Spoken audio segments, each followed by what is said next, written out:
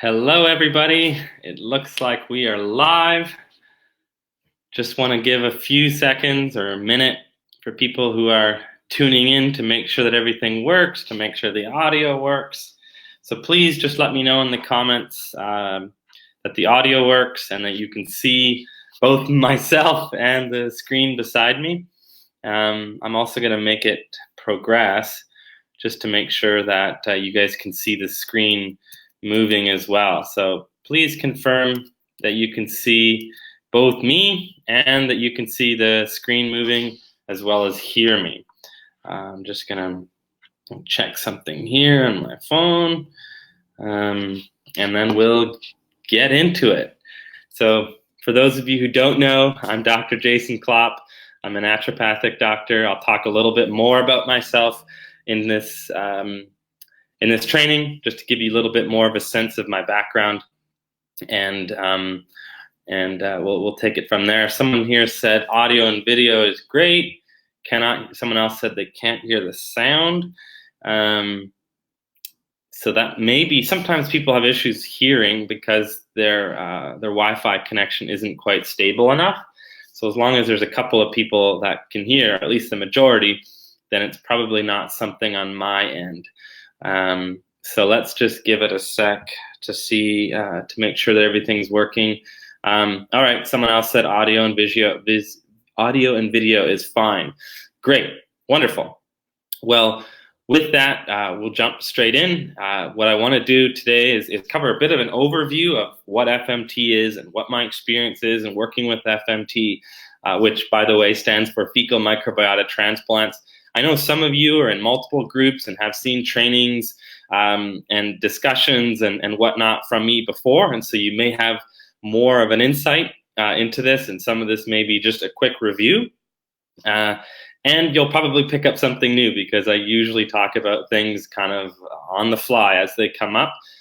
Regardless, I want to go in and answer any of your guys' questions. So some of you guys left questions in the Health and Hope for Autism group run by the wonderful admin, Becky. And so definitely I'm going to go back into that group at the end of this, and I'm going to answer any questions that were left on that post, as well as any questions that are left here below the video, both during the live and after the live is expired. So I'll come back and I'll keep answering questions as long as they show up. And so definitely feel free to let me know as we go if there's questions. Now, I'm going to be in my presentation screen, so I won't be able to see your questions as they come up, but definitely just pop them off as they come. And then when I'm done, I'll go over all of the questions and I'll stay here as long as I need to make sure all of your questions are thoroughly answered. As well, for those who are really serious about this and want to pick my brain some more on a one-to-one call, we can always do that. So I'll share a little bit more information about that later. Otherwise, I'm going to jump over to the Facebook live portion where I can see my presentation deck, and I'll take it from there. So please leave your comments and questions below. I'm going to come back and answer all of them as soon as I'm done going through this brief 20-30 minute presentation. So as you can see, the topic here, FMT for the treatment of autism, that's pretty self-explanatory. Here's a little bit about what I want to talk with you guys about today. What is FMT precisely? We're doing a little bit of review of some of the research that we have and talking a little bit about my own experience as well. The actual FMT procedure, how does that work? Donor screening and the importance of that. I think that's basically one of the most important factors here, especially thinking about safety and side effects. And then how to get medically supervised FMT, if that is your goal, as well as talking about some of the risks and side effects. And then lastly, I'll mention some questions that I see a lot of, and then take all of your guys' questions. So with that, just a little bit more about me. I'm a naturopathic doctor, and for the last several years, I've been focusing nearly exclusively on working with patients who have digestive health issues, whether it be Crohn's or ulcerative colitis and IBS and a lot of SIBO. And so I've got a lot of experience in that field. And as you all are aware, the vast majority of children with autism also have a lot of digestive issues. And so my past experience, comes in very handy as it relates to working with kids, of course, with autism. And more specifically, as it relates to autism, I've been offering these retreats for kids with autism since about 6 months now. And again, I'll talk a little bit more about my earlier experience as we go along, because I did see a question, how long have you been doing FMT? At this point, it's been 2 years, but it's been about 6 months that I've been basically exclusively focusing on and working with kids with autism. As such, I work with and consult with both patients and physicians around the world. We've had patients attending from many different countries to the retreat center here in Mexico. And then, of course, I'm the founder of FMT Solution. And that's the website where a lot of you guys are familiar with, or you can review a lot more information there as well. And the whole purpose of this, business, if you will, or clinic, is to offer medically supervised FMT. So what is FMT? A lot of people, this can be a newer thing. So FMT really stands for fecal microbiota transplants. And in essence, it's a procedure in which we're collecting the fecal matter from a healthy, tested, screened donor. That fecal matter is then being mixed, with saline and goes through a straining and centrifugation process to highly concentrate the bacteria in a manner then that we can transplant it into a patient. And so you have a very healthy donor, you put them through stringent screening, both blood, stool, and health history, which I'll talk about more later.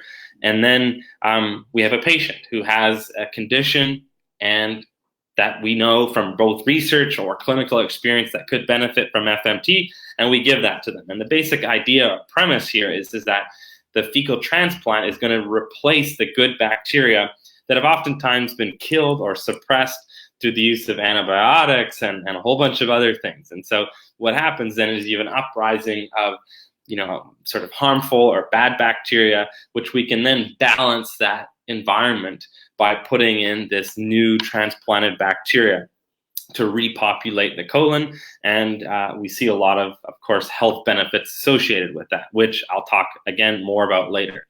At this point, people often ask me, well, what are the differences between FMT and MTT? So basically, they're the same thing. If you go back in literature, most of the literature refers back to fecal microbiota transplants. More recently, again, in the Arizona State University study, they talked about MTT, which is a microbiota transplant therapy. In my mind, they're basically the same thing. Either way, you're getting and concentrating bacteria, and you're giving them to a patient.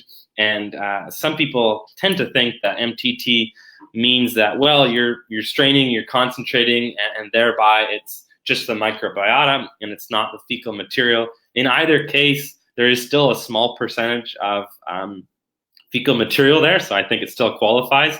But nonetheless, by these standards, you could say that we are doing MTT as well, because we are concentrating and concentrating the bacteria to be extremely concentrated, and it's not just fecal material transplanted. So that's a little bit about FMT. It's been used for a very long time. Some people are more recently becoming aware of it, but it actually dates back to 4th century China, where it had come to be known as the yellow suit and had been used to treat dysentery or extreme cases of diarrhea. So it was obviously effective back then, and coming up into the 1950s is when it started to pick up a little more steam and awareness in the U.S. Had been used periodically, and then between the 50s and spring of 2013, it was kind of like carte blanche. You could use it for whatever you wanted, and there was really no restrictions on it. But then in 2013 is when the FDA announced that it was going to be classifying fecal materials as an investigational new drug, at which point that prohibited us as clinicians from being able to get donors and donor material and provide that for patients, except for one specific condition, which is called Clostridium difficile. And so if it has failed antibiotic treatment 3 times, then someone can be qualified to do FMT for the C. diff. And for that, it is extremely effective. 1 to 2 treatments has a greater than 90% cure rate. So very, very effective. And still tragically today, there's over 30,000 people in the US that die every single year from C. difficile. So, thanks for FMT for saving more, because I'm sure it would be dramatically higher without it. With that, A lot of the conditions, I'm going to mention some of the conditions that are treated with that FMT is used to treat. I've used it for a lot of these conditions as well myself. And so inflammatory bowel disease, Crohn's and ulcerative colitis, there's a lot of great research on that. And I've seen patients get really positive outcomes with FMT for those conditions, as well as irritable bowel syndrome. Of course, today we're going to talk a little bit more about autism spectrum disorder, which is really my main focus now. C. difficile, which I just talked about, this is by far the most comprehensively researched condition. And again, really positive outcomes. As well, chronic fatigue syndrome, chronic constipation, some neurodegenerative diseases. I've treated multiple sclerosis, Parkinson's disease, and some others, as well as cancer patients undergoing certain chemotherapies. Personally, I've treated patients that are post-cancer, so they've had a lot of gut damage following cancer treatments, through the radiation or chemotherapy, and FMT can really help them, as well as some patients with post-Lyme syndrome. We've seen really great benefits there. But in fact, anybody who's got a extremely, a gut with a lot of dysbiosis or imbalance could perhaps benefit, and these are just some of the conditions that have some research for them. So a little bit of, about the autism. I'm sure a lot of you guys know more about this, even the statistics than I do, but nonetheless, from the standpoint of the Centers for Disease Control, they found that about 1 in every 59 children in the US is currently being diagnosed with autism, which is up from about 1 in every 150 in 2000. So we're seeing a dramatic rise. Some people attribute some of that rise to an increase in diagnosis or awareness, and I believe that could be a part of the factor, but I also believe that the numbers are going up quite dramatically, and I think they will continue to do that the more we have therapies and environmental factors that continue to damage and disrupt the microbiome. And I've really, in all the cases that I've worked with so far and the hundreds of people that I've spoken with, regarding autism, nearly every single one has some story that always relates to some damage of the microbiome. Or just something that went on that affected the microbiome in a meaningful way. A perfect example is, in the first couple of years of life, my son or my daughter had, ear infection after ear infection, and we kept putting them on antibiotics, again, all on suggestion of the doctor. But nonetheless, you start piling things up, and these are all insults to the microbiome. And at some point, you see a flip over, and perhaps the regression is slow, or perhaps it's abrupt. But nonetheless, that's a little bit of what I've seen personally. And then, of course, about 90%, I think probably even higher, of children with significant digestive disturbances, autistic kids with significant digestive disturbances. We see some kids who don't present with a lot of digestive symptoms, but anytime we start doing some stool testing and things like that on them, in every case that I've seen so far, it does show very obvious gut disturbance, gut dysbiosis. And in some events, it's hard to know, if they're just having a regular bowel movement, that doesn't necessarily mean they're not having abdominal symptoms, because in a lot of cases, kids are nonverbal and they're not able to communicate that, or perhaps they don't have the self-awareness to communicate that. And a big part of, perhaps they're having outbursts or behaviors or anxiety or hyperactivity related to pain or abdominal discomfort or indigestion. So it can be very hard to know. But about 1 in 42 boys are affected by autism, and the male to female ratio is about 5 to 1. So I've worked by far with more boys than girls, although we have worked with a handful of girls as well. And personally, I see no difference in the outcomes that either sex can get. So I think it's, yes, more boys are affected, but from a treatment standpoint, I haven't seen that makes any obvious difference. And then again, about 50% of kids with autism have allergic symptoms, oftentimes to foods and other environmental things. Again, to me, that's telling me, wow, there's a lot of gut issues here. We need to resolve some of these digestive problems to help fix allergies, because I believe a lot of allergies are just an overactive, a hyper immune system that's a little bit out of control and not acting appropriately. So a little bit of a research review. A lot of you are aware of the research done by Arizona State University. As you'll see at the bottom of this slide, I do link the study, so you can go back, check out the studies. They're really impressive. And I wanted to talk a little bit about these studies because this is the best research we have to date on the use of FMT for kids with autism. And this is primarily what I based my clinical work on is this study with some adjustments, which I'll talk about as we get a little bit in. So in this particular study, there were 18 kids diagnosed with autism ranging between the age of 17 to 16.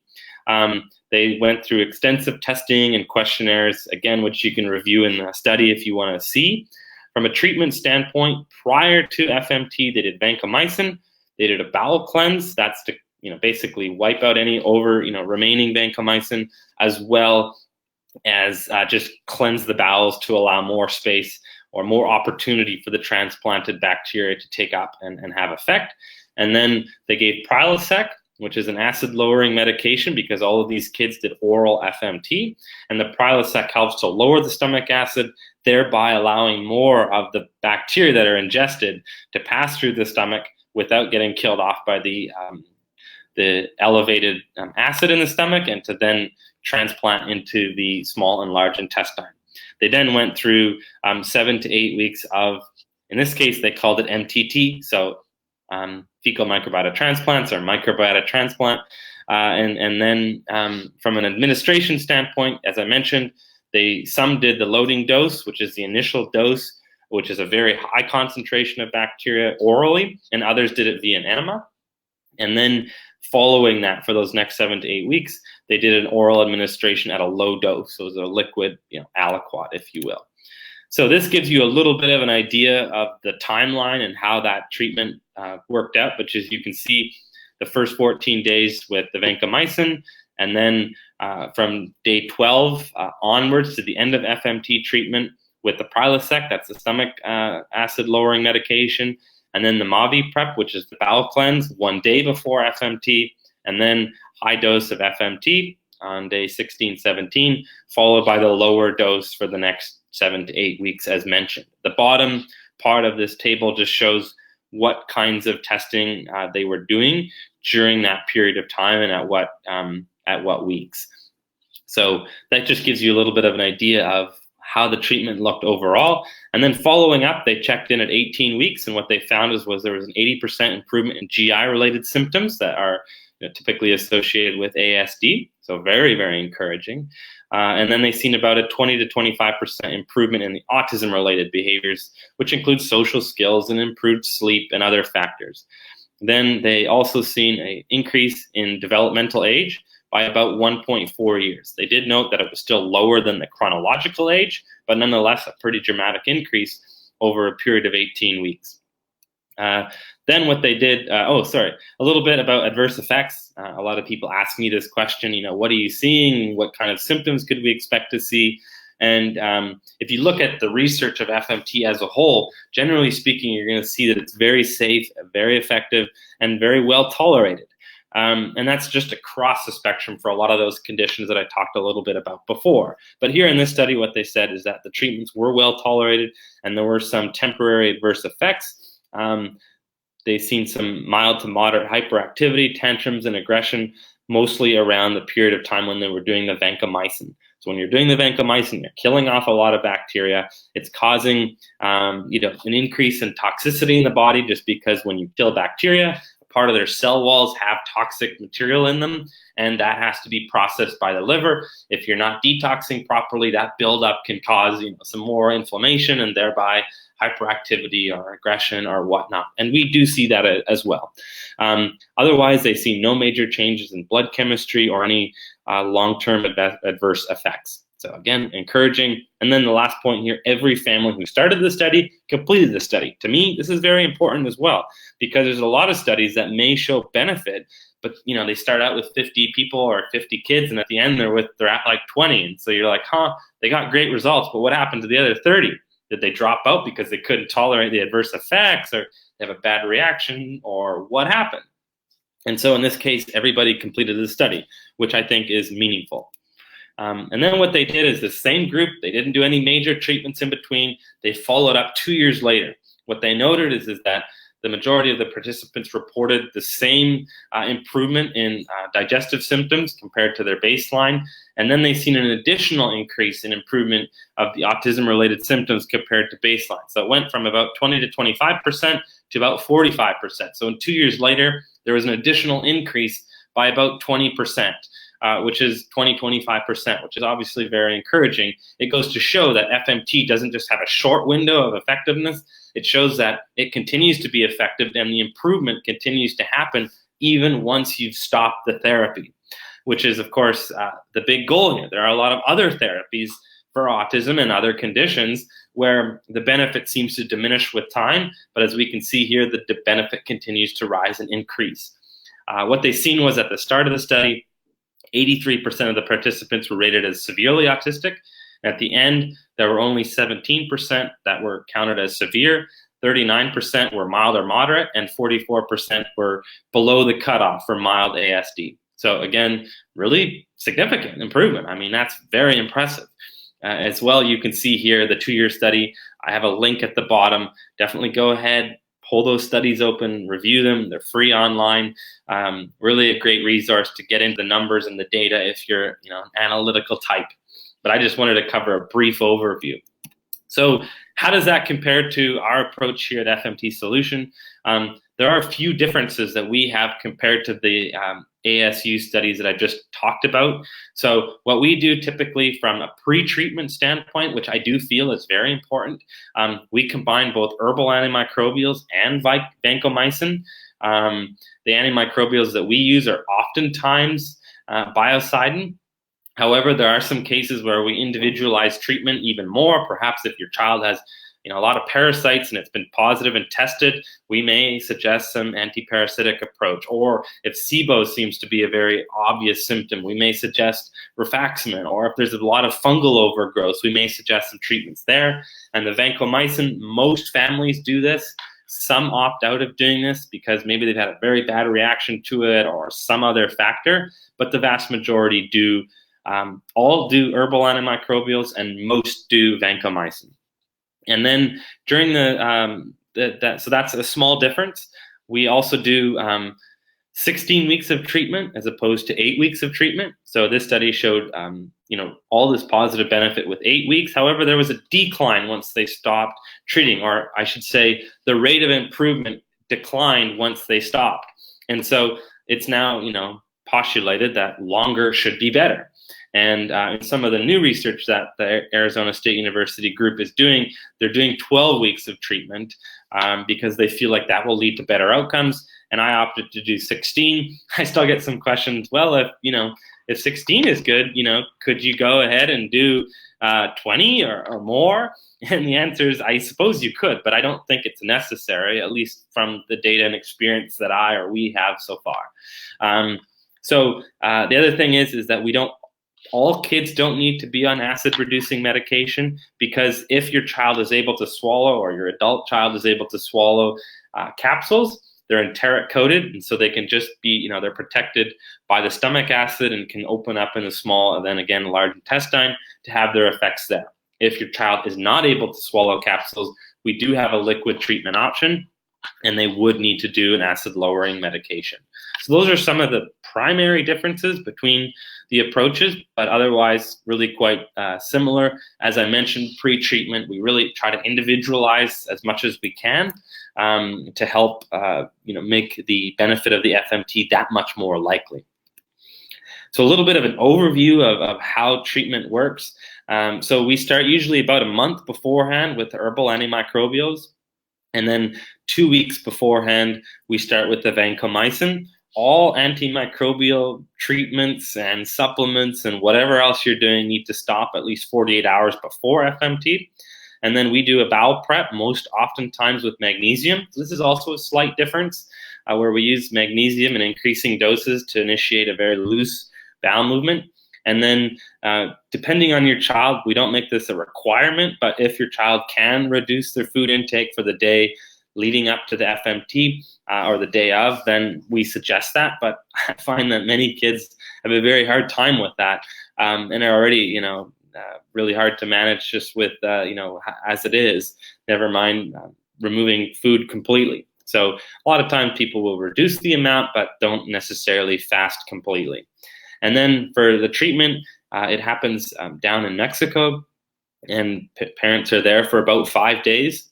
And then following the time in Mexico, there's 15 weeks. So in total, there's 16 weeks of treatment. So the treatment's initiated in Mexico, and then the remainder of the product is taken home from there. Following that, again, I get this question quite a bit. Do we need to follow a restrictive diet? Do we need to? No, our big goal is to expand the diet as much as possible, because we've transplanted all this really healthy bacteria. The way to keep them there is to provide as much diversity in the diet as possible. So our goal in the weeks and months following is to expand the diet as much as we can to support these new bacteria that are transplanted and allow them to, hold and stay in the gut. So that's our big goal, and we see that being very effective, even with kids that come to us that have, very limited and restricted diets as it is, maybe because they have food allergies, or maybe because they have a lot of sensitivities to different textures or colors or tastes or what have you. So we see those sensitivities to textures and even sometimes foods come down, and they start just requesting and taking food that they otherwise would not have even touched. So we've had kids, 1 to 2 foods expanding dramatically from there, which I think is really important. And that's the primary thing that we're focused on after FMT, or once we've started the FMT process. And of course, we provide additional support to help you out with that. From an administration standpoint, if your child is able to swallow capsules, we do the loading dose, which is a total of 100 capsules over 2 days. So day 1, they'd have to do 50 capsules. Day 2, they'd have to do another 50 capsules. So that's if they can swallow capsules. If they can't swallow capsules, then they would have to do the loading dose via enema. So we do 2 enemas, day 1, if you will, and day 2 enema. And then following that, they do a liquid dose. The liquid dose is between 1 to 2 ml. It's basically odorless, basically colorless, and tasteless. We've had a lot of kids doing them now for a full period of 4 months, and I've never had a complaint about a child taking the product. So that's encouraging. This group, as I mentioned earlier, does require liquid. In some cases, kids are able to swallow, 1 or 2 capsules a day, and wouldn't be able to do the 50 capsules 2 days in a row. And so we start the treatment out in those cases with an enema, and then we follow it out with doing 1 capsule a day for the next 16 weeks.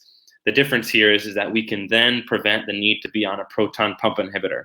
That's the main thing. And it's just, it's easier to just pop a capsule than have to mix liquid and get it into them that way. So that's just easier if possible. If not, we don't see any major differences in the outcomes either way that I can tell. And so either option is fine, keeping in mind that in the ASU study, they all did the oral liquid. So donor screening, as I mentioned, this is critical. This is really, really important. So you can see all of the tests here. They're also listed on the website, fmtsolution.com. So it's really extensive there. I talk more about the background. So definitely go back and review that if you have any questions. For parents that are attending retreats, I'm happy to share our most updated labs and blood work and stool testing and everything else, just so that you can rest assured that the screening has been done. But in effect, we're looking for anything infectious in the blood, anything infectious in the stools, and then we're also looking for the multi-drug resistant organisms. Some of you may be aware that in about mid-2019, there was somebody that very unfortunately passed away following having an FMT transplant. And what they identified is, A, the person receiving the transplant was severely immune compromised, meaning they basically had zero immune system, and the donor had an organism in their stools that was resistant to antibiotics. So the patient had no immune system to fight the infection, and there were no antibiotics that could kill the infection. Thereby, it led to that tragic circumstance. Again, we do the screening for those organisms to make sure that's not in the kids' stools, the transplant with our donors. But nonetheless, I personally don't know that I would accept a child who did have no immune system, and to date, I've never come across it as a problem. From a donor standpoint, the screening, blood and stool, are very important, but as important is their history. So that's a really important factor. So our donors are breastfed, vaginally born, eating a whole foods diet. They've never been on antibiotics. In this case, they're unvaccinated. I don't know that that's critical, but nonetheless, that's the case. Clear skin, really great mood, and all other indicators of health, including BMI and all that, are good. And so that's something to keep in mind. Again, more information is on the website. We're looking at the family history for any early onset chronic disease, any problems like that. So the screening is really extensive, and I think is of primary importance, and is the reason we see the great outcomes that we do. Here's a little bit about some parents that have shared in the past. One of the things that I think is important and is to recognize here is a couple of things, because I get this question a lot. What have you guys seen? What are the kinds of changes that you're seeing? And really, it depends on where the child is at when we start working with them. So when we start working with them, they're all at a different, place. Some have more digestive symptoms, some have less digestive symptoms, some have, sleep issues, others don't. So we see changes across the spectrum. Digestive changes definitely are usually the first to change. We see sometimes within days the digestive symptoms can really change. So that's very encouraging, of course, and positive. So that's within the first days sometimes, where they're having diarrhea and a couple days later they're formed, or conversely severe constipation and they start becoming regular and formed. Typically, though, we see a lot of the digestive improvements happening around 5 weeks, and a lot of the autism-related symptoms like hyperactivity and anxiety, and in some cases aggression and sleep disturbance, we see a lot of that changing around 8 weeks. But it changes for everybody. I see some kids that within days of treatment have a lot better eye contact, or the parents are reporting that they're a lot calmer or more present, more self-aware. Language we've seen be one to improve significantly as well in some cases. Some kids who are completely nonverbal start humming or making sounds that begin, as the initiating steps of language. In other cases, they're maybe using a couple of words, and now they start piecing larger sentences together. So really great stuff. And I could share many more of these, and I know a lot of you guys are part of a Facebook group called Klop Kids. In there, a lot of parents have shared their experience and progress as well. So if you're not a part of that group, there's a plug for it. Just search Klop Kids. I'm not in the group. It's founded by some families who have been to retreats and or who are going to be going to retreats in the future. So that's a little bit about some of the things that we've seen, but really astonishing, and by far the vast majority are seeing significant improvements. So a little bit about where and how to get this and what this looks like. So dates wise, I'm posting these dates here. They're still not up on the website. So you guys are the first to find out, but May 18 to 22 and June 1 to 5. We do have retreats, January, so we have a lot of them already in the works, but they're all filled up, and they do fill up quite quickly. We still do have a couple of spots for the very first, maybe one or two for the very first week of May, but I assume by the time, we're able to have a discussion, those are going to be gone, because I'm sure they'll be gone by the end of today, in which case I'll be posting these, and these will be the opportunity for you to come down. As you can tell, they're about 5 days between getting there and leaving, and the retreat center, or where we work out of, is in Baja, Mexico. So the place that we have patients stay at is about an hour south from San Diego Airport. So parents and families fly into San Diego or drive in, wherever they're located, and they then cross over the border into Mexico, where they stay at the hotel there called the Rosarita Beach Hotel. I'll show you I'll talk a little bit more about that. But in effect, we have parents and families stay at that hotel. It's got the lodging, the hotels with pools and beach access and playgrounds, a lot of things that make staying there quite enjoyable. A lot of families, just come to focus on the treatment, but some really make a holiday out of it, and that's really exciting. We take care of transportation from the San Diego airport to the hotel and back. And then we also take care of and include all of the materials, administration, pre and post consultation for that period of 16 weeks. So that's a little bit of what you can expect to see included. Again, a lot of these details are laid out on my website, fmtsolution.com. Here's the hotel. It's called the Rosarita Beach Hotel. You can search them. You can see their website. We have patients stay in the Pacifico Tower, which is this tower pictured here. And this is one, the bottom right corner there, you can see that's one display of a room. That's a 1-bedroom. There are 2-bedroom options. There's a lot of different options depending on how many people that you plan or want to come down with, and you can take as many people as you like. We'll transport them, and we'll do what we can to support you with that. So that's a little bit of where patients stay, and the clinic that we work out of is directly across the street from the hotel. So you can literally just walk to the clinic and walk back after consultation and treatment. And then I come by the hotel and I answer questions and I hang out a little bit. So as much support as needed is there and provided. And a little bit about the investment. So for the total of 16 weeks of treatment, that comes with my, consultation before even coming down to identify and create that pre-treatment plan in collaboration with your doctor and with the prescriptions of your doctor, as well as following the retreats. We provide additional support and ways of staying in touch and allowing you to ask questions and give updates and whatnot. That continues on following the start of FMT. So that's $12,500. And then the transportation cost is $250 as well. In Mexico here, we work with a medical doctor to be, legal and all of that.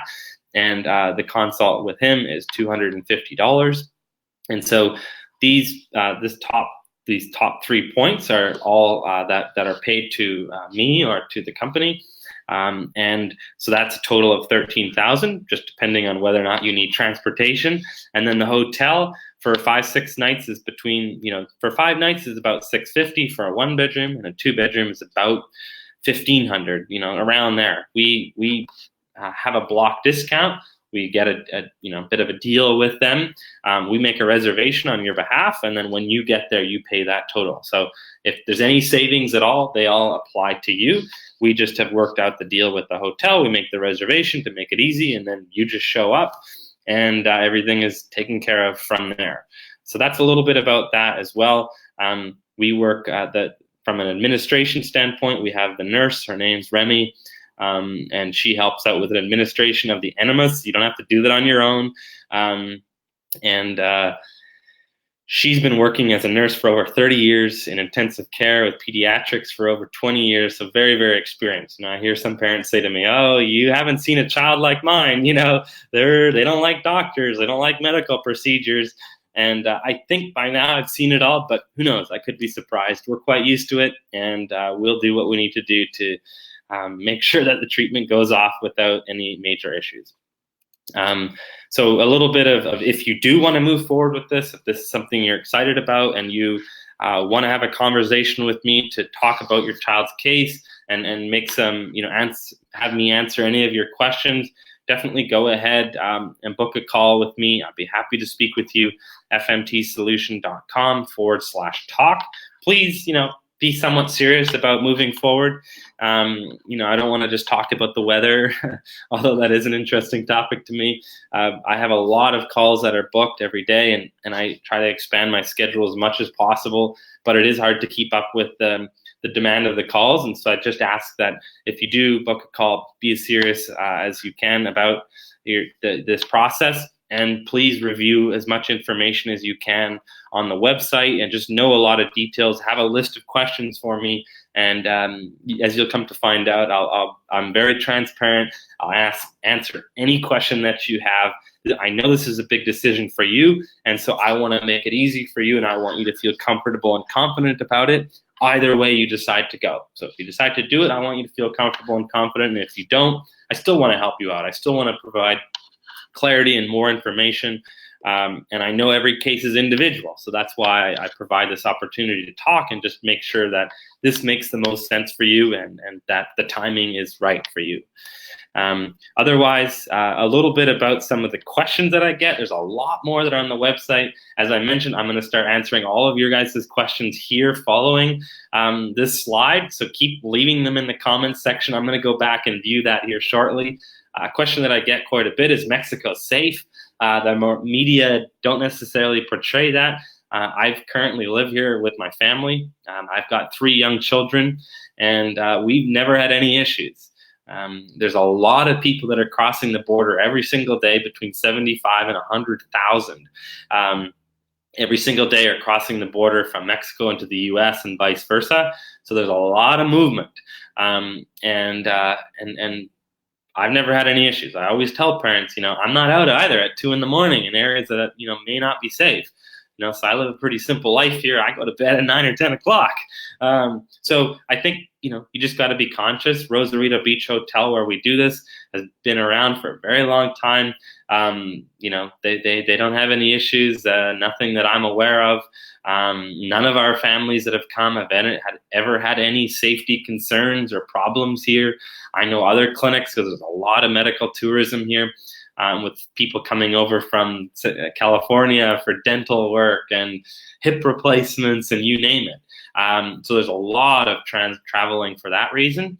And I know a lot of those clinics, and none of them have had issues, and a lot of them have been around for many years. Taking into account, I've been here and coming here for 2 years. I haven't lived here for 2 years, but I've been coming here for 2 years. Another question, because we work with a lot of families out of California, can I just drive over every day and get the treatment and go back home? I don't suggest that, just because the border can be somewhat unpredictable, and I don't want you to be, spending hours in traffic. So I'd rather you just stay a couple of days at the hotel and travel back. Sometimes people ask, well, there are going to be other therapies. My child is getting ABA or speech or occupational therapy. Is there something there that they're going to get? No, our focus is just on the FMT. They could probably use a little holiday from it. Do I need to follow a specific diet? I think I referred to that earlier. No, we don't suggest restricting the diet in any way. Of course, if you are following a diet and it's working and you're seeing that there's benefit, let's say gluten-free and dairy-free or whatever else, yeah, definitely keep with that. And perhaps in the future, you can test adding some other foods to see how your child responds. Again, our big goal is to expand. Do I need to do any lab testing before coming? No, we don't require lab testing. A lot of kids have had a lot of testing done on them, so you can absolutely share that with me. I can review that, and we can use it as a part of coming up with what pre-treatment would make sense, again, along with your own healthcare provider back home. And we do work with Diagnostic Solutions to do the GI map. So that is a test that we can get for you, and some families want to do that, and so we can get it. And those families oftentimes to do a test before and a test after, and they can kind of compare and see how things are and what changed. So that is an option. We can help you out in getting that and interpreting it and using it as needed. So that's a little bit about that. And then, can I bring other children or adults? Yes, absolutely. What if I can't make those dates? I can't come in May or June or whenever. Well, we're going to continue to offer dates going into the future. Definitely go to the very bottom of the website and just sign up to be notified when any future dates are added. I just send out an email to whoever's added their name, and we take people on a first come, first served basis. So as soon as you've confirmed with your deposit that you want to take certain dates, we hold your spot, and there you sit. And then, how soon should I expect improvements? I talked about this as well. In some cases, days, average 5 to 8 weeks is when we start to see a lot of improvements, and they continue to build from there. So that's a little bit of the FAQs that I see a lot of. A lot more are posted on the website. Again, you can see here, fmtsolution.com. To talk with me, you can go to fmtsolution.com/talk, and I'd be happy to have a discussion with you. So with that, I'm going to go back to some of your guys' questions. I'll make myself full view here. Look at this. There's a lot. Great. So I'm going to get to these because you guys are on live, and then I'm going to get back into the group and answer some of the questions that have come up there. Unfortunately, I can't see your name. This application that I use just says Facebook user, and so it's kind of not very useful. But nonetheless, you'll be able to see. You'll hear my question, me ask the question, and that should do the trick from there. The top one. How many years have you been doing FMT? Now it's been 2 years. Where do you treat from? I think we already covered this. In Baja, California, so about an hour south of the San Diego airport. Are either donors vaccinated? I answered that question. No. I don't know how important that is, whether they are or they aren't, but nonetheless, ours are not. Most stool banks are not, qualifying donors based on that, based on those parameters. Just for your, just for your awareness there. But nonetheless, any parent or grandparent screened for polio? Good question. No, we don't screen for polio from a blood testing standpoint. I don't, no labs are, no donor stool banks, to my knowledge, are screening for that.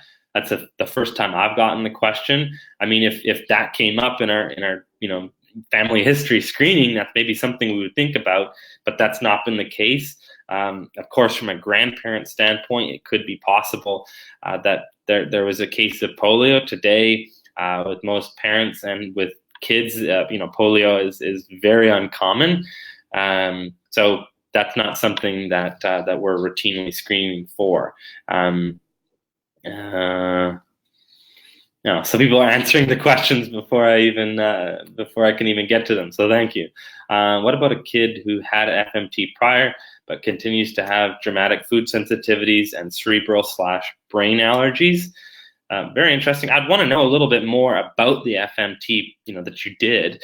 Did you go to a clinic? How long was it?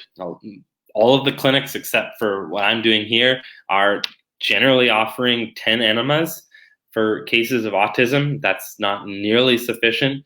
You need, like the study, a minimum of 8 weeks, but I think longer. That's why we do 16. So if you did 10 enemas, there's a good chance that you just haven't seen the benefit you need.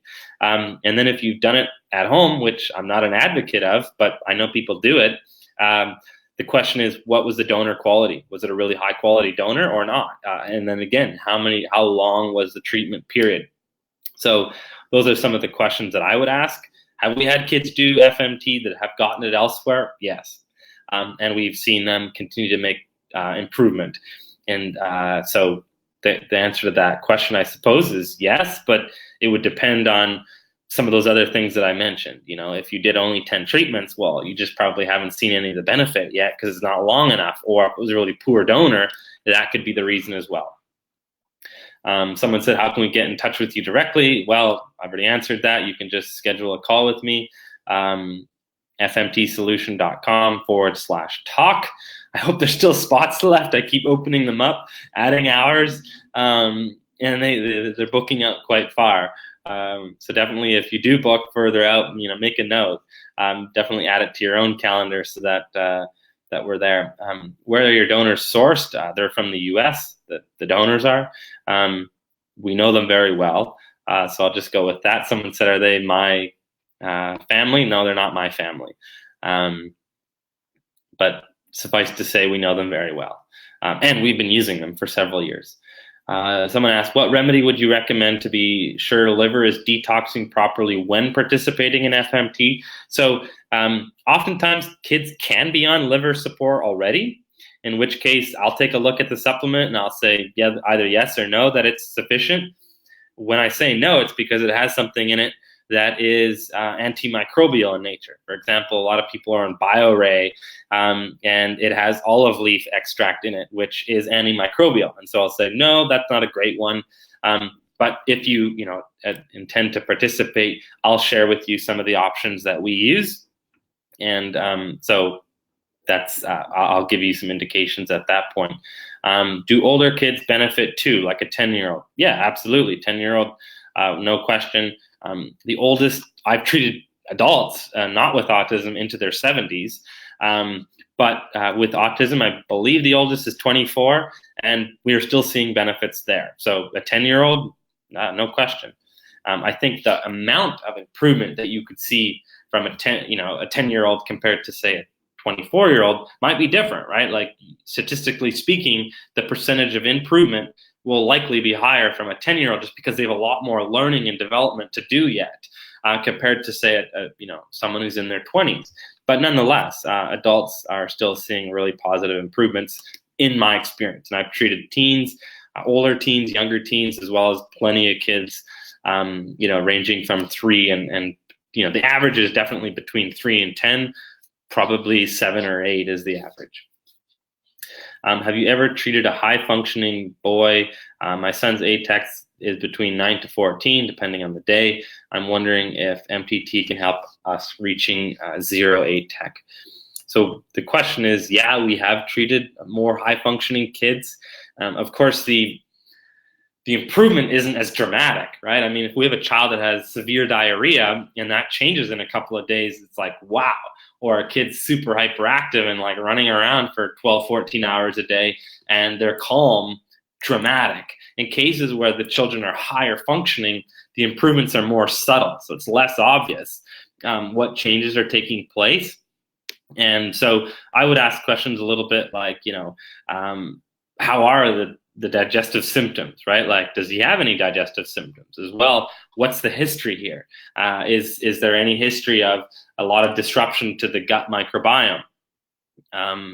Maybe C-section born, or not breastfed, or mom was on antibiotics during delivery, or the early life had a lot of antibiotics for ear infections or pneumonia or strep throat or what have you. So is there some history that indicates that his microbiome is likely damaged? So that's some things to think about in that regard. So it's obviously not as urgent, let's say, compared to someone whose child is getting C. difficile all the time and who's very hard to manage from a behavior standpoint. But I wouldn't say that you couldn't see an improvement with FMT, but I think I would base that decision on some of those things that I already mentioned.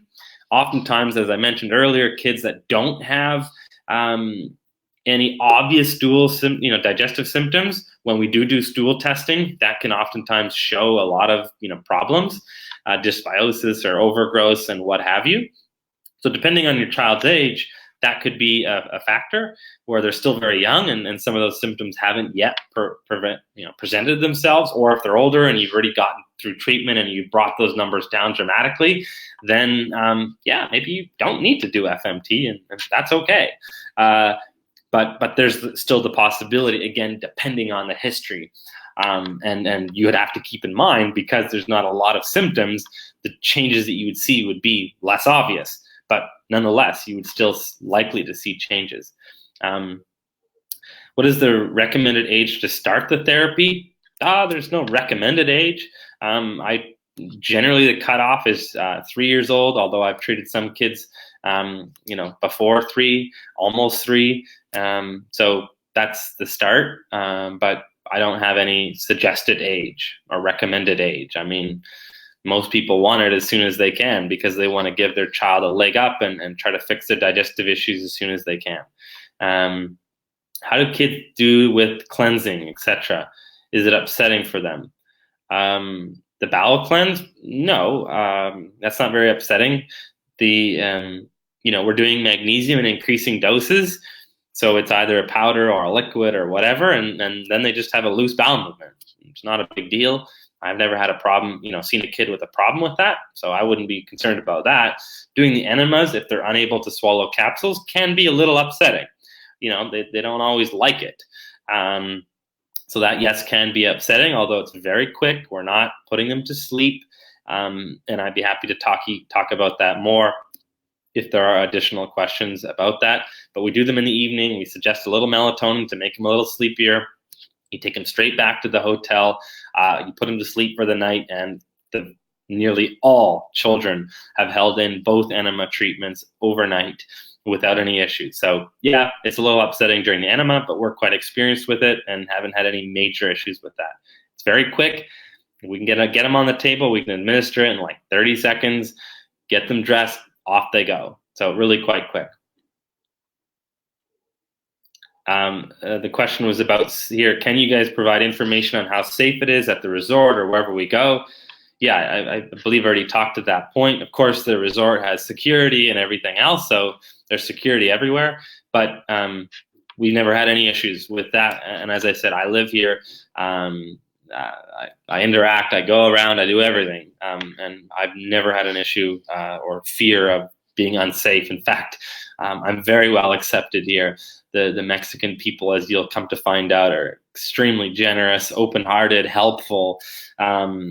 It's It's great. I love it here. In fact, I don't really want to move back to Canada, which is where I'm from, because I love it here so much. What's the cost? I already talked about that. Should we stop all supplements that we're using during the 16 weeks, or can we continue?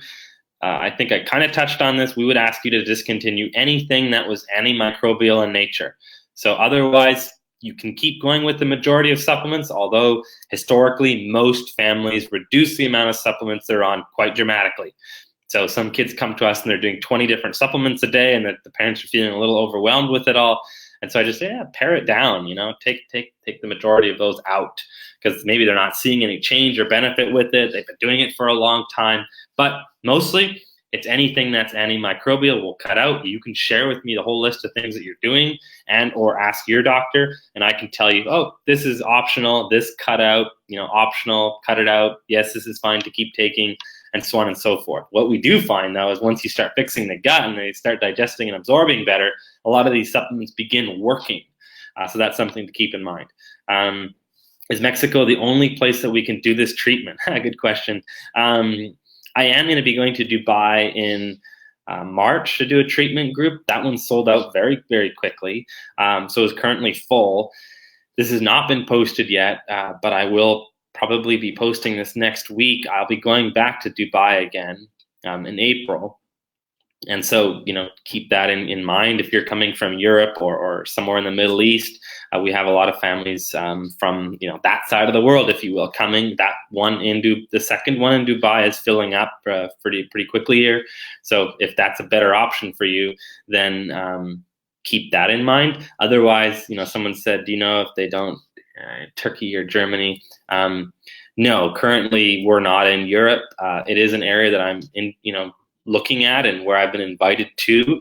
So we're looking at Eastern Europe, just from the legal standpoint of being able to do this here. Germany's more restrictive. I know they do FMT, but it's more restrictive. Same with the UK. There's an age limit of 16, so that's a problem there. But we would like to be able to be in somewhere Eastern Europe to help families out on that side of the world.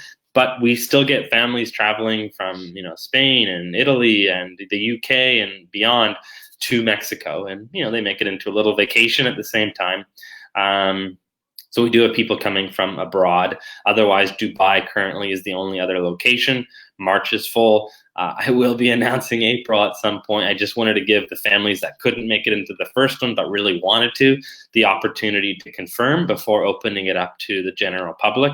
So I will announce that again, probably early next week, along with the other dates that I announced to you guys that I haven't put up at all either. The question here, do you use only kids as donors? Our donors are 12 and 14 respectively, male and female. So we use both. Which test do you suggest to do before contacting you?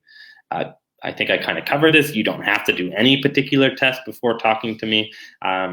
However, as I mentioned, some families opt to do GI map testing through Diagnostic Solutions. So that is an option.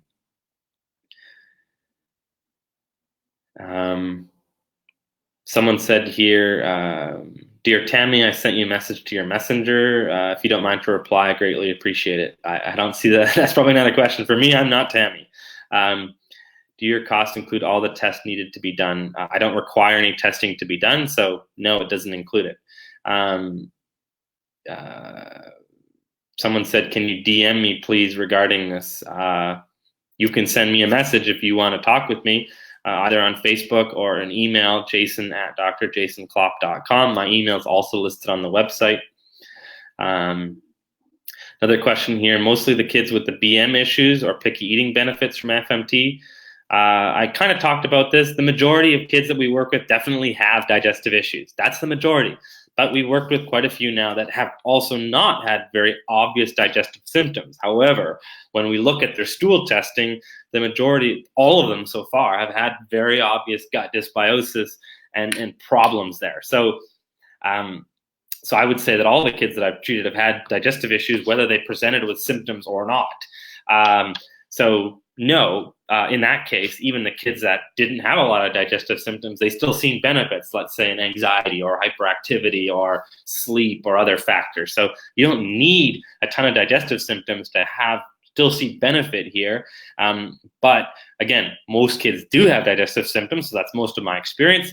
And then all the kids that have come but don't have a ton of digestive symptoms, when done doing stool testing, it's quite clear that they have issues in their gut.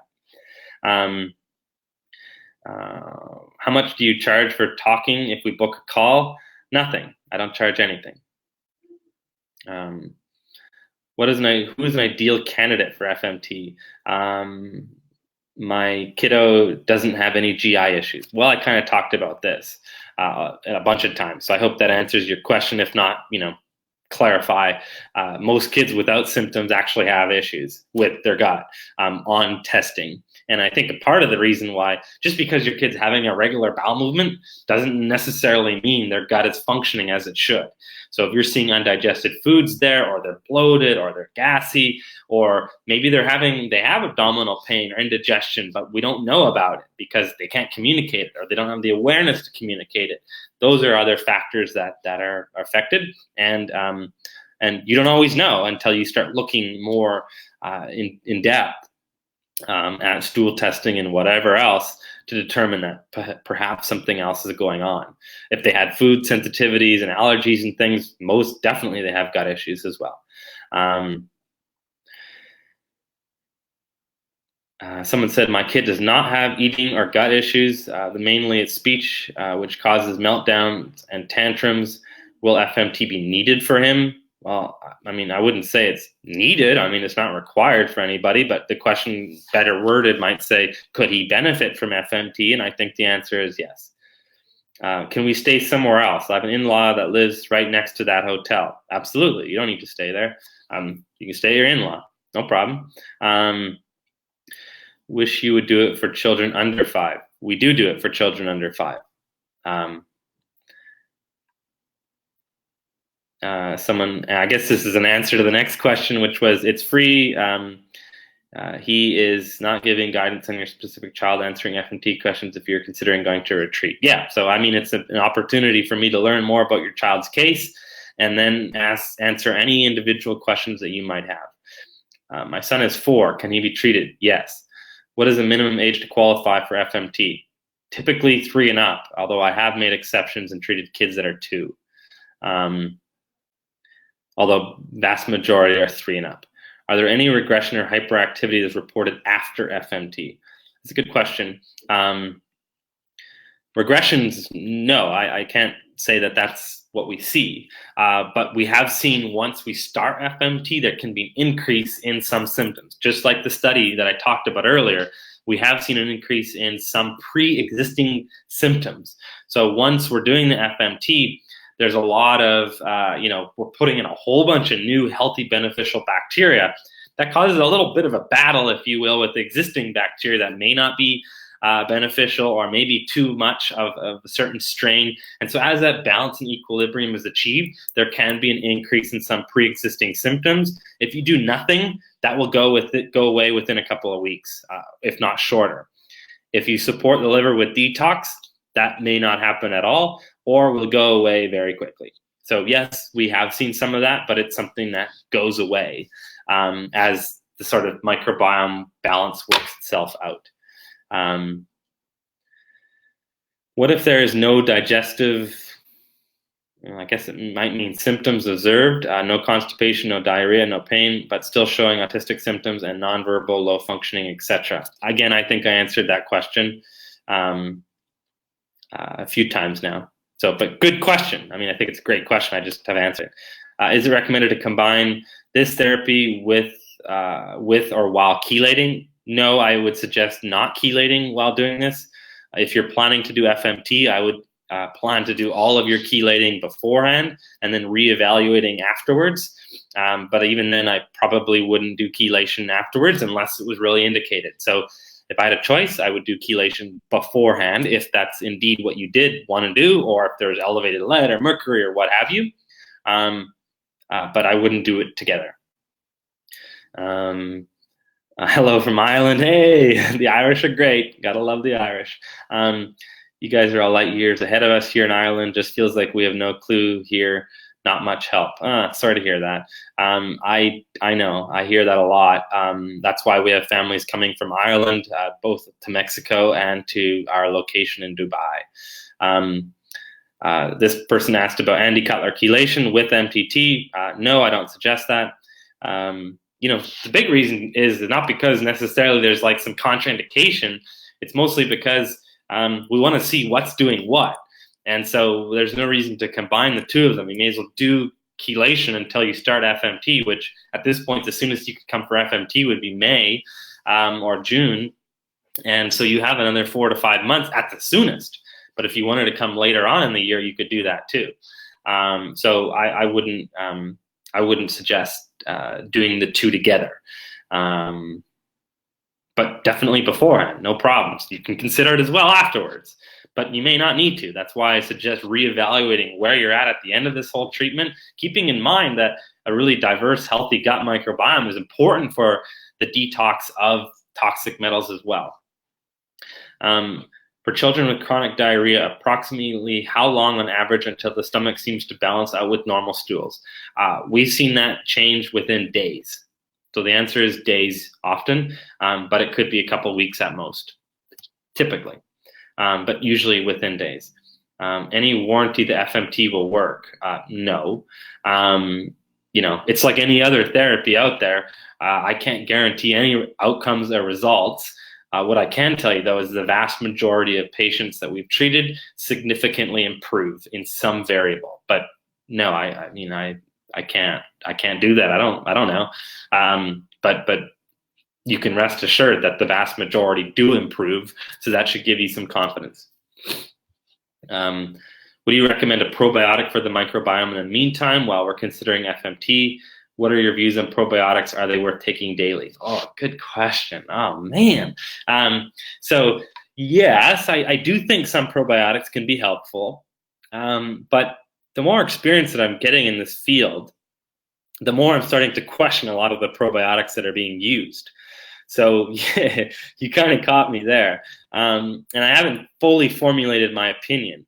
What I'm concerned about with a lot of probiotics is that there's a couple of strains. And in our gut, we have thousands of different ones.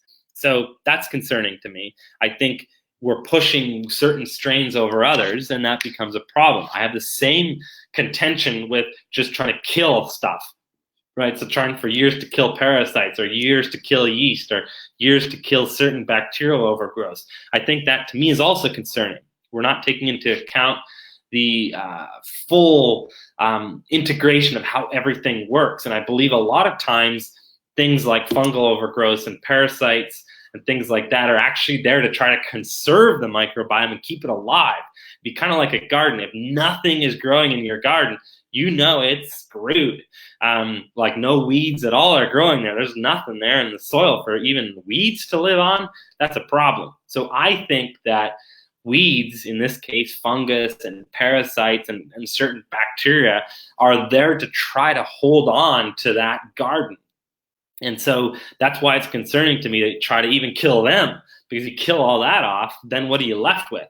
And so I still do suggest killing some of that stuff if you're planning to follow immediately with FMT. And I've seen benefit in just trying to reduce those loads, whether or not you're doing FMT. But nonetheless, it becomes a very tiring process. You're constantly killing and testing and killing and testing, and you get rid of one thing and then another thing crops up. So it's all about the environment. That's what's key here. It's about the environment, and that's what FMT is doing. It's changing the environment of the gut to make it more suitable to healthy, beneficial bacteria, as well as more unsuitable or uninhabitable by these more pathogenic or unhelpful weeds, parasites, fungus, etc. So to the question of probiotics, I don't know. So yes, I see kids that still see benefit with them, so I still think it's suitable, but it is concerning. I think we are just trying to push a few strains when in reality we should be trying to get lots of different strains. I'm of the opinion that we should actually try with prebiotics foods as much as we can to get as much diversity in the foods. But the problem is there's no product on the market that's really great that has a lot of different prebiotics in it. So if there's anyone here that's really savvy in this area, please create the product and I'll use it and I'll suggest it. If not, I might have to do it myself, because I think that's better than a probiotic. The better thing to do would be to give a range of prebiotics, not just 3. It's kind of similar then to a probiotic. It'd be giving like 20, 30, as many different prebiotics that we could cram into one supplement as possible. So when and if I ever get free time, I might try to create that myself, because I think that would be more helpful than a probiotic.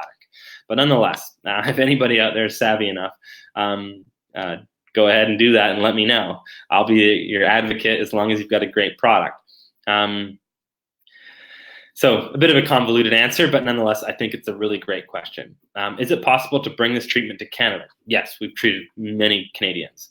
Are male donors used for male patients? And no, we'd use both for both sexes. So far, everybody has done that. Some people, do have the preference to do that, and so I'm very open to that, but I don't think it's important. And I'm willing to talk about why I think that's the case if you want to know, but I don't think it's important. Any probiotic you recommend in the meantime? I think you kind of got that answer. No. I think there's a lot out there, and I don't have any particular favorite. Do the gains of FMT stick around? Does it need to have any follow-up sessions? So yeah, I mean, you've seen the research review that I covered. They did a 2-year follow-up. All the gains in digestive symptoms remained, so that's about 80%, and all of the autism-related symptoms continued to improve with time. So at 18 weeks check-in, there was about 20-25% improvement. 2 years later, there was an increased improvement of 20 to 25%. So the gains keep coming with time, so long as you don't do anything to totally derail the treatment. So to the second part of the question, does it need any follow-up sessions? No, I think doing FMT once and correcting the function of the gut one time is sufficient. The only time that I would consider doing it again is if perhaps you went on long-term or very hard, intense antibiotics within a period of time after the FMT. So the closer you do it to the FMT, I think the more likely it is to be detrimental on the transplanted bacteria. And as well, the longer and the more intense the antibiotics are, the more likely it is to cause a regression in your child. So that's most likely what I think is going on here.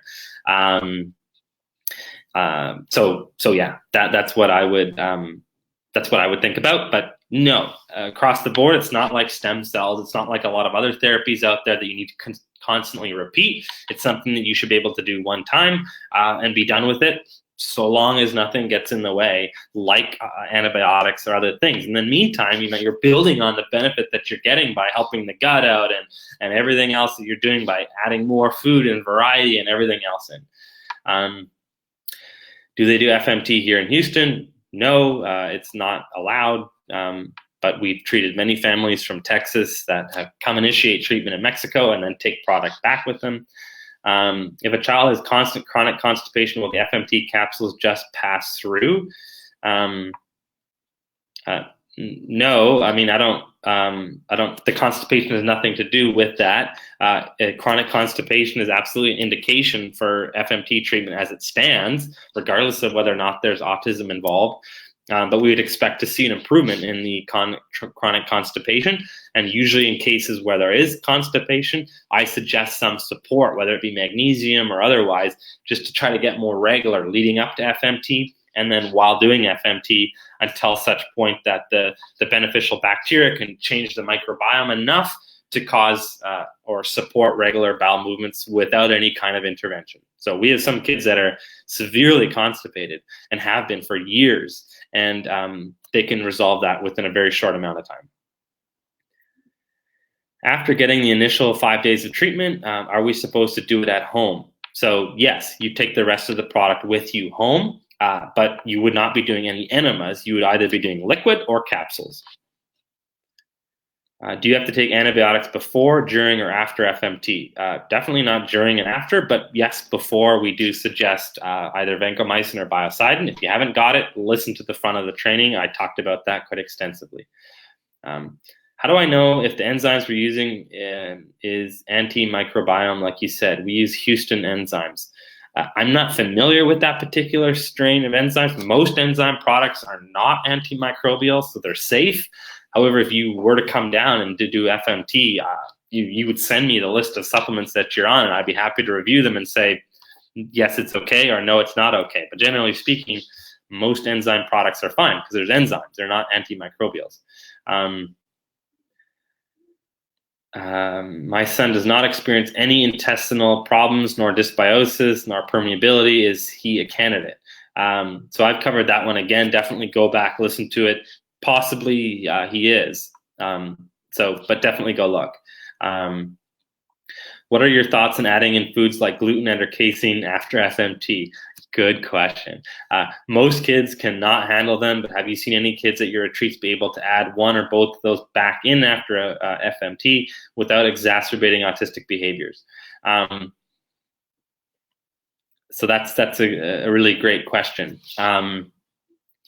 Generally speaking, if your child comes to us and they're already doing gluten and dairy free, which a lot of kids are, which I think is very beneficial, I suggest you continue to avoid gluten and dairy, because we know as a whole across all audiences, all patients that I've worked with a lot of different gut issues, that dairy and gluten are generally more inflammatory. So I usually suggest avoiding them for the initial start, and then with time, you could try to see how they react. So to sort of answer your question in a roundabout way, I think long-term, it may just be best to try to avoid them because they are more inflammatory. However, and I had this question by a parent yesterday on a call, which is a really good question. She said, we follow a really healthy diet. We're eating well all the time. But if my son eats any, gluten or dairy, he's off of the walls and we can't manage him. What I really want to know is, will we be able to go to a restaurant sometime and maybe have something that could be contaminated? Or will we be able to go to a birthday party and not worry about this? So that's a different question, right? Because we're not talking about constantly eating that food. We're talking about having a little more flexibility in life. And I do believe that's possible. So I've seen both kids and adults that have very obvious food sensitivities go away completely with FMT. So I've seen food sensitivities totally go away with FMT. The reason why is most food allergies or sensitivities are related to inflammation. So if you can bring the inflammation down in the gut, the immune system won't be overreactive and jumping at everything. And so those food sensitivities can diminish and completely go away. In some cases, I've seen them go away after a very short amount of time. It's not the main thing that people are coming to get FMT for, of course, but I have seen it as a byproduct. Not everybody, but I've definitely seen that. So that is possible. And I think because we're reducing inflammation. In other cases where, usually casein or gluten would cause a huge flare, a lot of behaviors, what we've seen is that the response to those foods is no longer as extreme. So maybe they're just a little bit off, or there's a little bit of, you can tell they're not quite where they should be, but no dramatic symptoms. So that is something that I do believe is possible. And that goes to the point of, yes, I think you can be more flexible, but as a whole, I'm not advocating for you to do FMT and then expect that you could just be eating junk food all the time. But then again, I don't think that's the kind of question you're asking. So yes, it's possible, but not necessarily. I mean, it could be that those food allergies don't change and that they continue to have those symptoms when eating those kinds of foods, in which case you would need to be more strict. I had a call this morning with someone, and what she had said to me was, their child's first 2.5 years of life was diarrhea every single day. They took out gluten and dairy, and overnight, regular stools. And so in that case, I'm very unlikely to suggest that they're going to try to add that in, because it's not likely to work very well. But really great question.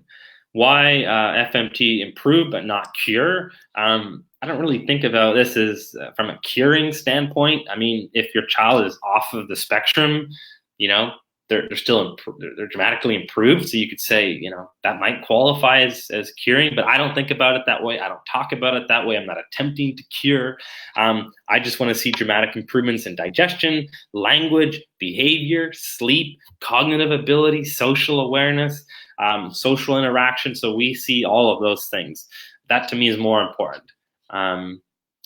Is it possible to do this treatment in the UK?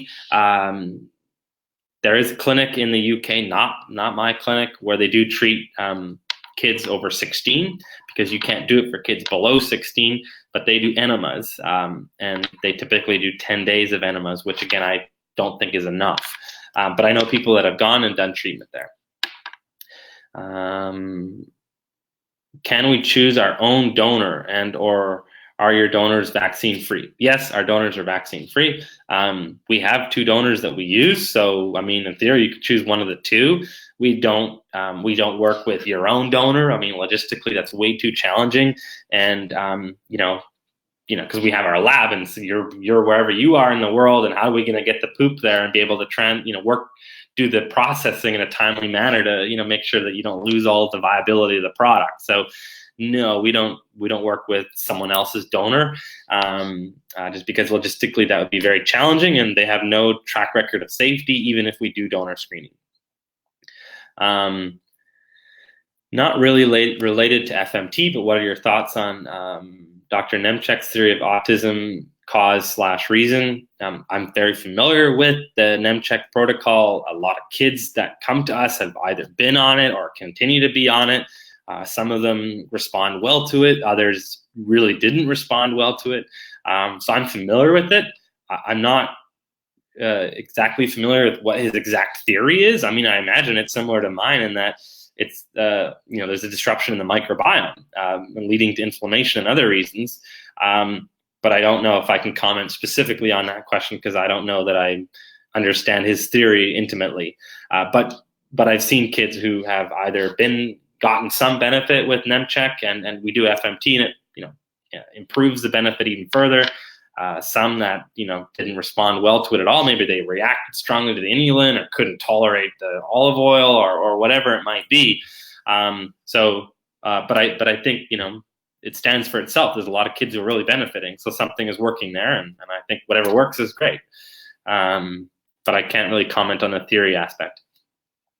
You just mentioned that gains keep coming until one derails. Apart from prolonged antibiotic therapy, what could derail FMT gains? Well, antibiotics would be the most obvious. It's a good question. I mean, anything that would disrupt the gut microbiome. So, I mean, just eating a really horrible diet could in some ways derail that. Becoming an alcoholic could derail that. Not sleeping could derail that. I mean, to some extent. Any lifestyle patterns that would just mess the gut. I mean, so those are kinds of things that I would be thinking about. But antibiotics are far and away the most direct threat to the gut microbiome, with or without FMT. My son is about to finish his first round of rifaximin following 18 months on inulin. I was going to give another course in a month. If we decide to do this year FMT, should I rethink this plan? Oh, good question. I mean, it kind of depends. I mean, did he really benefit with the first round of rifaximin? In which case you could consider it. The thing that I would keep in mind is that what I see as a physician is that typically, if a parent or if a child responds really well to rifaximin the first time, that's great news. But most commonly, subsequent rounds of rifaximin are less effective. And that's usually because, you're left with more resistant bacteria. And so the benefit, it diminishes with time. So what I would probably think about, and it depends on your circumstances and what your doctor suggests, but you asked for my opinion here, I would probably not do another round of FMT. I would not do another round of rifaximin right now, and I would wait until doing it before FMT so that it could have a larger effect and could better prep for the FMT treatment. That's likely what I would do, but I mean, a lot of it depends on what the symptoms are and all of that. But that's most likely what I would lean towards, and I could weigh in if I knew more of the history and the background. But that's at the outset my thoughts. Will I be able to rewatch this? Yes, it's posted in the group. And so, the replay will be there. You can watch the whole thing over and over. If you want to know costs immediately without listening to the whole video and how to join, you could just go to my website, fmtsolution.com. If a child has 16 weeks FMT and has no resolution of food sensitivities or allergies in 2 years post FMT, what is your recommendation? Well, that would likely mean that their food sensitivities or allergies are not in any way associated with their gut microbiome. And so then you'd have to start looking outside of the gut microbiome as to what could be contributing to those food sensitivities or food allergies. As I've said, I believe that all food allergies and sensitivities come from inflammation in the gut. And that causes leaky gut. That causes food proteins to leak out. It causes the immune system to react to them. So the way to, unwind food sensitivities is to identify the source of inflammation, remove it, which will naturally help with just repairing the gut on its own. You could support with leaky gut health, with glutamine and fish oils and all the other stuff, or just let the gut heal on its own as it will. Think about when you add in all that healthy bacteria, they're producing short-chain fatty acids, which are helping to reduce inflammation as well as providing a fuel source for the gut lining. So if FMT doesn't resolve that, which who knows, it may or may not, then you have to look at other sources, like maybe the enzymes are not there that it should be digesting that, and what's going on there. Or is there some other source of inflammation that we're not, addressing? So those are some of the things that I would think about. Do you have GI map before and after FMT for your participants? If so, could we see that? We have had some, not the majority. I think we'll get more as we go along. I don't share patient, labs and things. I mean, I could, if this was critical, I suppose I could share this, share with someone if the parent gave the okay. But otherwise, no, we don't share labs. I mean, that's a privacy issue. Can we travel with the capsules and liquid? Yes. I think you may mean, home from Mexico to wherever your home is. So that answer is absolutely yes. Otherwise, can you go on a vacation during the course of time that you're doing FMT? Also, yes. There are ways of doing that. It would revolve around, making sure you have the cooler that we send you home with, dry ice, other things like that. But it would all kind of depend on how long you were gone for. And I'd be happy to, problem solve that one for you without an issue. Is liquid administration better or the capsule? We don't see any major difference between the two. Whatever is, your child can tolerate. Will it help with SIBO? Ooh, good question. I'm treating her with antibiotics now, but her belly bloating has not come down. She was a severely constipated kid with methane-dominant SIBO. So I used to treat a very awful lot of SIBO in my practice, so I'm very familiar with it. Research-wise, there's a little bit of research that actually suggests that FMT does treat SIBO, which is kind of shocking. I didn't think that was the case at first. I'll back up a little bit, though, and say, in all of my experience in treating SIBO, I have never come across a case of SIBO that didn't first start with dysbiosis in the large intestine. That's the foundation of SIBO, dysbiosis in the large intestine, caused by who knows what, oftentimes antibiotics or other factors. So that's it. I mean, that's why SIBO is so chronic. If you don't fix the gut dysbiosis, you're going to keep relapsing, or usually that's what happens. So that's first. We have seen kids, a lot of kids, remember, we can't really test them for SIBO because we can't do a breath test, which is the primary way of detecting SIBO, because good luck getting a 5-year-old to blow in a tube every, 15, 20 minutes. I mean, it's just not going to happen. Or in that event, a 10-year-old, I mean, it can be hard to get kids who are neurotypical to do the breath test, not to mention a child with autism who doesn't, follow instructions or doesn't, not verbal or what have you. So it's hard to know, but we definitely see kids with a lot of SIBO-like symptoms see improvements in bloating and other factors. So I don't know, I don't really know the answer to that. I think it's possible that FMT could be correcting that. But again, all SIBO is related to dysbiosis in the large intestine. So your only hope of, getting rid of SIBO should be around correcting the large intestine gut dysbiosis. And I think there's a chance that FMT has an effect on SIBO by some of those mechanisms I've mentioned, and there is a little bit of research showing in a treatment for bowel obstruction, they did pre and post SIBO testing, and a significant amount, like significant from a research standpoint, of those patients did see SIBO go away. So very interesting. But I don't know the larger answer there. Regarding gluten and dairy allergies or sensitivities causing autism symptoms, have you seen that reversed? I've talked about that a lot, so definitely rewatch if you haven't already. Someone said, will FMT help resolve SIBO? I just talked about that. My son has severe dysbiosis based on a number of stool samples. Does your website have scientific studies about FMT? I could share with my husband to get him on board with FMT. I would love to sign up our 5-year-old. I definitely linked the 2 studies that I talked about here in this training. So, read those. I mean, that's your best indication of FMT for kids with autism. So that's where I would start. But I'm also happy to speak with you and your husband and answer any of his questions or concerns, because usually, if someone doesn't want to do it, it's because they're unaware or they're concerned about safety and otherwise. And so I'm happy to talk about that. After we are home, can we still travel internationally with a liquid? So I think I kind of answered that. Yes, it obviously makes it a little more challenging, but it is possible.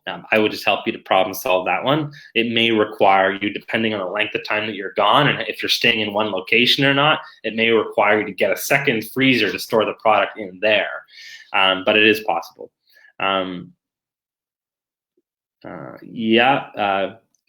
It's going to be replayed. Can we use homeopathy? Yes, you can use homeopathy while doing FMT. How does FMT survive the antibiotics we have in the environment? Well, you mean like just in the water and food supply? Because I think that does have some effect for sure. So, trying to eat it organic as much as you can and filtering your water and those kinds of things I think are helpful from a general standpoint.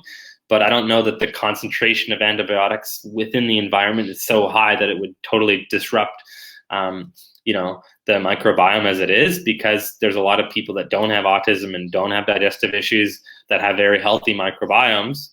Maybe not a lot of them, but they do exist. And they're exposed to all those same things. So I wouldn't be overly concerned about that, but I would be leaning towards eating organic and, filtering water and other things like that.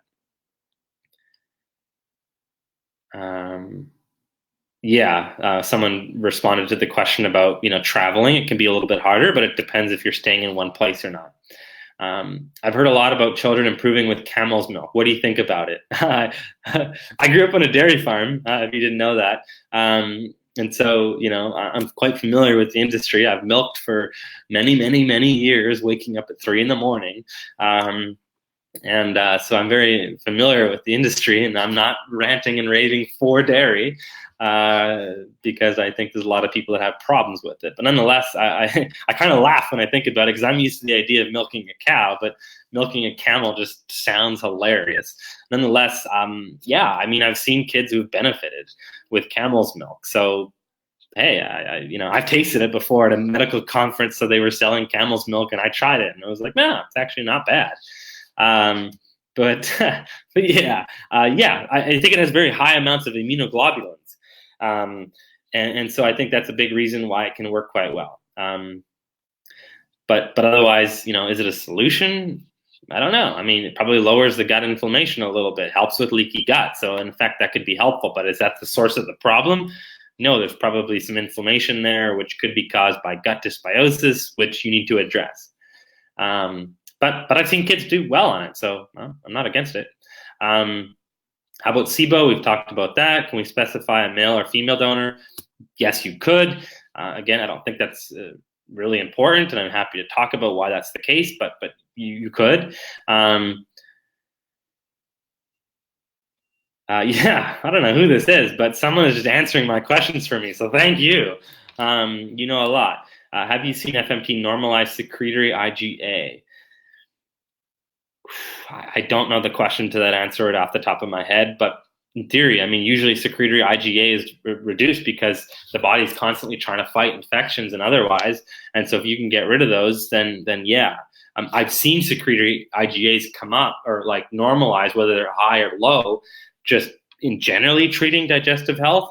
But off the top of my head, I can't say for exactly there's a case. Do oral steroids affect FMT? No, in theory, no. But I wouldn't want to be on them because steroids, they nullify your immune system. And I think your immune system is very important for healing and recovery and everything else. So I wouldn't want to stay on an oral steroid long term for many reasons, not just because of FMT. But if you're on an oral steroid to manage the condition, then I would look to see, you weaning your child off of it with the help of the prescribing doctor over time. The next question here, you mean long-term antibiotics, correct? Not just one dose for illness. Yes, I'm really concerned about long-term antibiotics. Of course, even a short course could be a problem, but we don't have enough data on that, to be honest. But as much as we can avoid it, the better. If you absolutely need it, then you absolutely need it. And the reality is if your body has, the ability to have the transplant, take effect and build up and be in your system, and you had to go on a short course, there's a very high chance you bounce right back again and it would be all okay.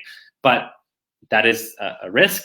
In Dr. Adams' study, they did have a child that needed to go on a week course of antibiotics, and they still seen all of the benefit. So gives you some indication. But we do everything we can to make sure that we can avoid them, definitely while on the FMT, and support as much as we can afterwards, supporting the immune system with vitamin A, vitamin C, vitamin E, vitamin D, blah, blah, blah. Whatever we need to do to help make sure the immune system is strong enough to fight any kind of infections or prevent them from happening in the first place. Someone asked, what's rifaximin? Google it. The reason I say that is because I've got 11% battery, so I'm going to need to end this before long. It keeps ticking down. I'm willing to share ours for anyone that would like to see. We aren't going until March, though. I guess that's probably relating to the GI map. So yeah, if someone's willing to share theirs, then I don't mind. I have no problem with it, but I don't personally share patients' data unless they would have proved of it. In any case, we'd block out all of their information to identify them. Have you treated kids with severe candida? Any improvements or cure? Again, I don't like the word cure, but yes, we've had a lot of kids. Some cases they are constantly on antifungals just because they need to manage it that way. And the short answer is yes. We have seen cases where they could totally get off the antifungals and a lot of the fungal related symptoms go away. We have had cases where even during, if they're doing antifungals all the time, sometimes they may need to redo a short course of antifungals during the FMT, which is okay, just to bring the numbers down enough so that the FMT can build up and prevent the need from going back on them. So yes, many kids with very bad candida, and we have seen that improve. Regarding GI map results before after, this is valuable data, not privacy violation. Of course, you could redact name, age, blah, blah, blah. Yeah, so, I mean, yeah. And then someone said here, JL, would you like to share your group on this thread? Okay, yeah, the group's there. That's the Klop Kids one. Thank you, Jessica, for creating the group and managing that. I really appreciate that, along with the other families that have shared their progress and results and everything else. That I really appreciate you guys taking the time to do that. Would FMT help with co-infections such as Lyme and Bartonella? Oh, this is a very hard question to answer. So I've treated a lot of post-Lyme syndrome before, not just in autism, but in other cases. We have treated kids with FMT who have been tested for Lyme and who have been positive, some who have done a bunch of treatment, some who have not. I don't know that I would say FMT is like treating Lyme and Bartonella and Borrelia and everything else, but what it is doing is it's improving the gut function, which is oftentimes damaged with Lyme, and it's improving the body's immune system. And if the immune system is improved and becomes strong enough, the body will be able to fight off Lyme and co-infections. There's a lot of people that have Lyme and Bartonella and otherwise that have no symptoms. because they have a robust immune system that can fight it off. But I wouldn't, like, if someone had Lyme disease, I wouldn't try to necessarily treat their Lyme with FMT, unless for whatever reason they had a just totally destroyed gut, in which case there could be benefit. But I don't really think about it that way. I think about supporting the body to be able to fight it themselves. Could a 13-year-old who developed supposed panda's condition benefit from FMT? Yeah, we've treated now several kids with very clear cases of PANS or pandas, and they've seen quite dramatic improvements. And I think, PANS and pandas is really an autoimmune type condition, and with that being an autoimmune type condition, most autoimmunity is triggered from the gut. So we'd want to try to resolve that. Oh, I think Becky probably posted this, going to close the thread. There's, you can go to the website. Yeah, I'm now at 8%. So we're running down and I got to get on a call in 15 minutes. Thank you so much for taking the time. Well, thank you guys for all your valuable questions. This was fantastic, very informative. Great. So great questions. Someone asked about donor screening. All of the donor screening information is on the website. I'm going to quickly go over to the group. Because I know I promised I was going to answer some of the questions on that thread. So I'm going to go there a minute just to see if I can answer them. If not, I can always, go back and answer those questions at a later time. Oh gosh, there's a lot here. Oh boy. Yeah, I think I answered a lot of the questions though, because I did look at some of them before, and so I did see that there was a lot of, someone asked about Andy Cutler chelation and MTT and stuff. So I did answer that. Let me just look to see if I can answer here before we die out. But let me just go here. Will it be recorded? Yes, of course, that's answered. Any idea if FMT are going to become more widely available? I hope so, but I'm not optimistic that that's going to change anytime soon. More research will help push that along. We're hoping to do more research.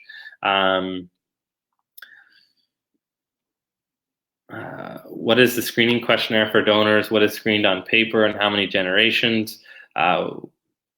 We have more of the screening information on the website, so definitely check that out. And we have, forms and things that people do fill out.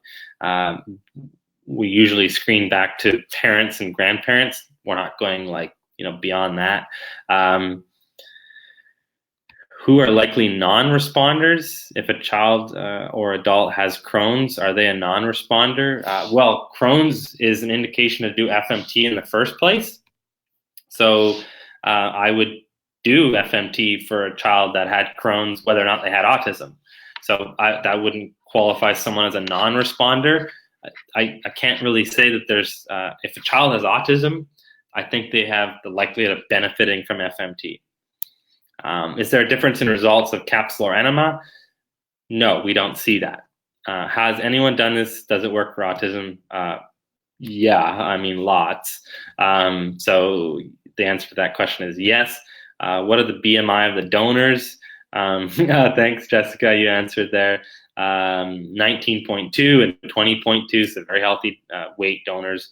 I think that about answers it. Thank you so much, you guys, for asking such great questions. I had a lot of fun with this.